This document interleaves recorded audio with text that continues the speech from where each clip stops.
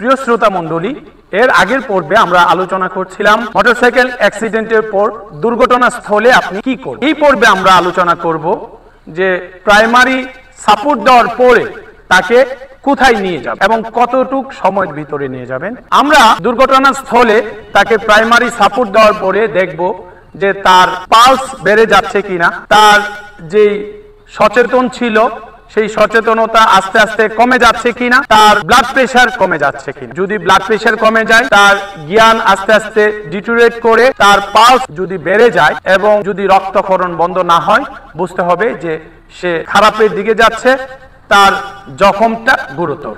এই অবস্থায় আশেপাশে ফার্মেসি থেকে অথবা যেখানে মিনিমাম নর্মাল স্যালাইন এবং হার্টসল আছে সেখান থেকে একটা হার্টসল বা নর্মাল স্যালাইন পুশ করে দ্রুত নিকটস্থ উপজেলা হাসপাতাল অথবা জেলা সদর হাসপাতালে নিয়ে যাবেন। মনে রাখবেন, এই নিয়ে যাওয়ার টাইমটা কোনোভাবেই যাতে আধা ঘন্টা থেকে 1 ঘন্টার বেশি না হয়। নিকটস্থ উপজেলা হাসপাতাল বা সদর হাসপাতালে সার্বক্ষণিক একজন ইমার্জেন্সি মেডিকেল অফিসার থাকে, জরুরি বিভাগে আপনি নিয়ে যাবেন।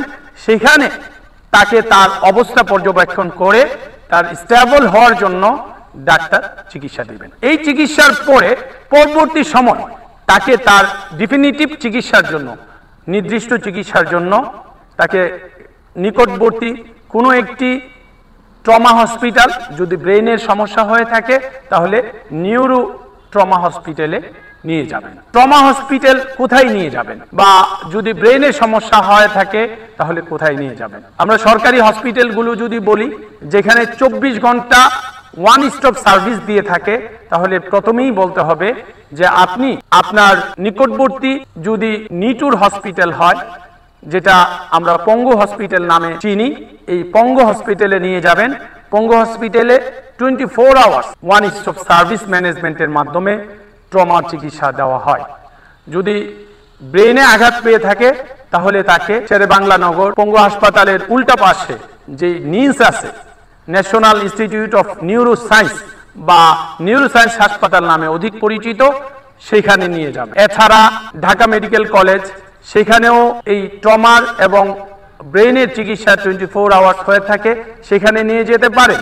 এবং ঢাকার বাহিরে, ঢাকার পার্শ্ববর্তী জেলা না হয়ে যদি চিটাগং, সিলেট, রাজশাহী ওই অঞ্চলের হয়ে থাকেন, তাহলে অঞ্চল ভিত্তিক যে মেডিকেল কলেজগুলো আছে, বিশেষ করে বড় বড় মেডিকেল কলেজ যেমন Chittagong medical college, Rajshahi medical college, Sylhet medical college, Mymensingh medical college, এই মেডিকেল কলেজগুলোতে আপনারা নিয়ে যাবেন এবং সেখানে সে দ্রুত চিকিৎসা পাবে। আমরা এবার আসি সরকারি হসপিটাল ছাড়া বেসরকারি হসপিটাল কোথায় নিয়ে যাবেন। আপনারা জানেন, চিকিৎসার উৎকর্ষতার কারণে এখন প্রত্যেকটা জেলাতেই অর্থোপেডিক সার্জন রয়েছে, প্রত্যেকটা জেলাতেই অর্থোপেডিক ও ট্রমা সার্জন আছেন, ট্রমা স্পেশালিস্ট আছেন।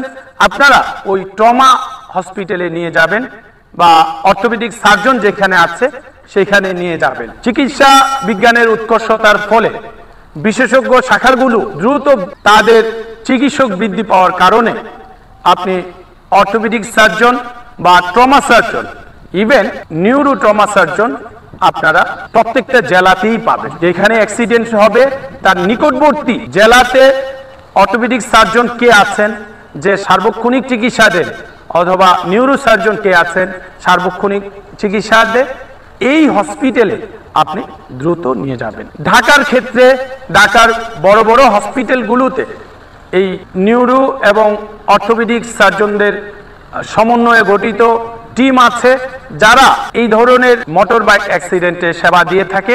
তবে ওয়ান স্টপ সার্ভিস এখন পর্যন্ত উল্লেখযোগ্যভাবে ডেভেলপ করে নাই।